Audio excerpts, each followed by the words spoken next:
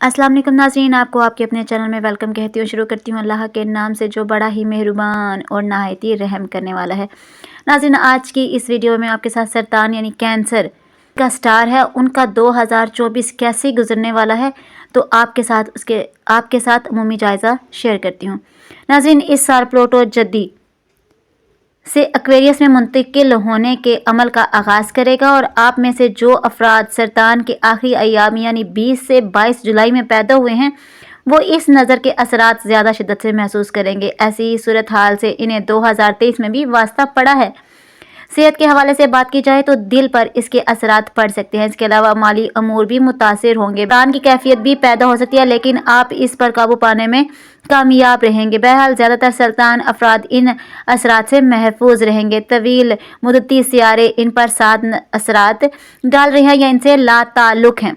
ज़ोहल गुज़िश्ता साल आपके 9वें घर में दाखिल हुआ था और ये साल भी यहीं गुजारेगा। कॉलेज की सतह के तालिबे इल्म अपने काम में ज़्यादा जिम्मेदारी का मुजाहरा करेंगे और मेहनत भी करेंगे। अगर आप कानूनी मसाइल में उलझे हुए हैं तो वहाँ भी रुकावटों और ताख़ीरों का सामना होगा और ज़्यादा मेहनत से काम लेना पड़ेगा। मजहबी मामलात में आपका रवैया और रवायत पसंदाना रहेगा।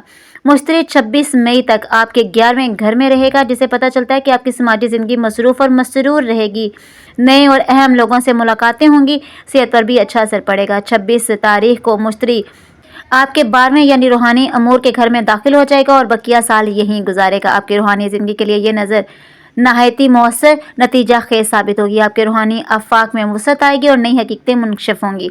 हमारे नज़दीक ये दौर आपको इस दौर के लिए तैयार करेगा जब कुछ अरसे बाद मुश्तरी आपके अपने बुर्ज में दाखिल होकर आपको ज़ाती ज़िंदगी में खुशहाली और खुशबाशी से आशना करेगा। ऐसी बातों के लिए आप पहले से तैयार होंगे तो बेहतर होगा, क्योंकि फिर इन्हें संभालने में आसानी होती है। आज की इस वीडियो में इतना ही। मेरी वीडियो आपको कैसी लगी कमेंट बॉक्स में ज़रूर बताइएगा। आपकी राय मेरे लिए बहुत ही कीमती होती है। अपना रखिएगा बहुत सा ख्याल। मिलती है नेक्स्ट वीडियो में, तब तक के लिए अल्लाह हाफिज़।